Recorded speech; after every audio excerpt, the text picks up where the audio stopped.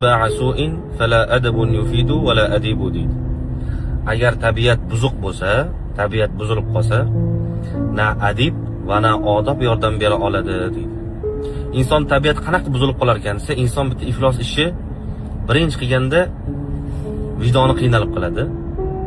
Keyin afsuslanadi, keyin bahona bilan qiladi, keyin oxiri unda ko'nikma hosil bo'ladi, qanaqadir bahonalar bilan qiladi. Shu iflos ishni qila uni tabiati buzilib qoladi. Eng alamlisi o'zi bilmaydi shuni.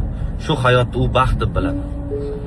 Nima qilibdi? Nima yomonlik qildim? Nima yomon ish qilganman deydi. Hech kim ko'nglini ortmayapman deb jaborsin. Shuning uchun inson o'zini tekshirib ko'rish kerakki, eng yomon narsa siz panoh so'raladigan hayotda baxt deb bilishingiz.